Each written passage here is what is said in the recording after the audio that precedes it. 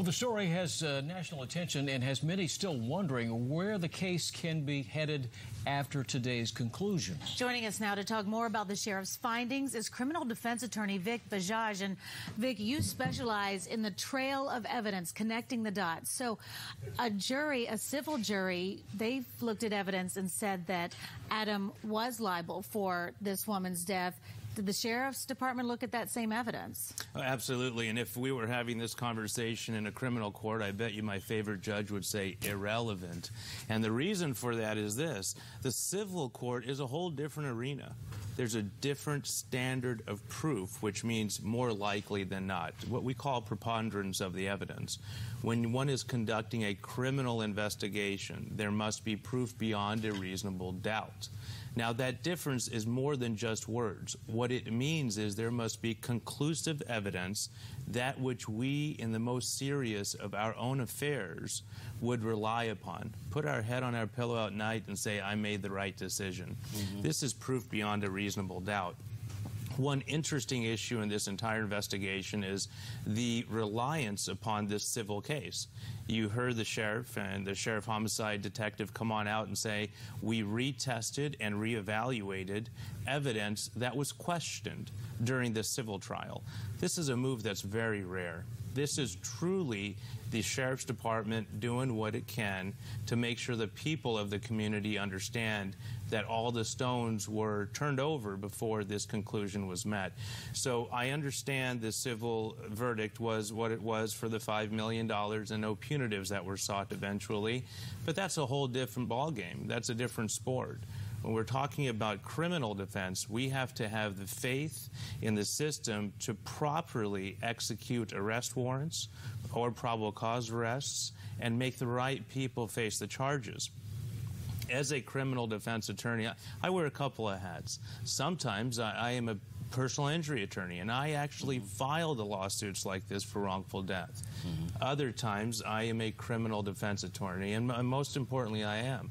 And I will tell you, this conclusion is probably a happy conclusion no matter which hat I'm wearing.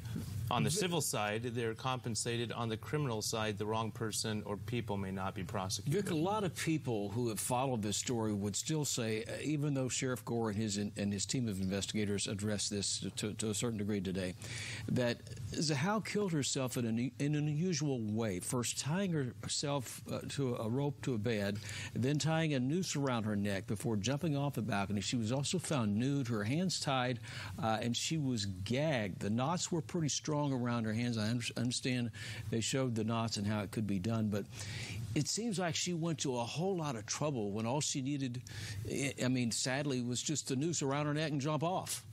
Well, that may be the case, but unfortunately, when we deal with these types of situations, it's very hard to Monday morning quarterback what's going through an individual's mind that may be so tormented that they may be contemplating taking their own life.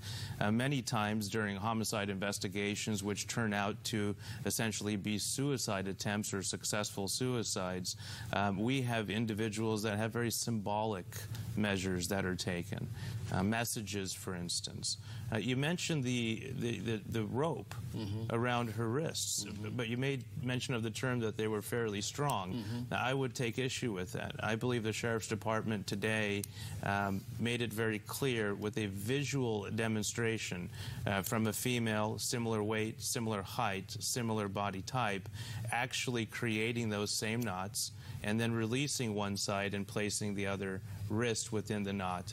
As a matter of fact, they went to the extent of showing photographs I'm sure the Zahau family would not like to see, and that is of their daughter and sister on the ground with the left hand, very importantly, grasping a loose rope.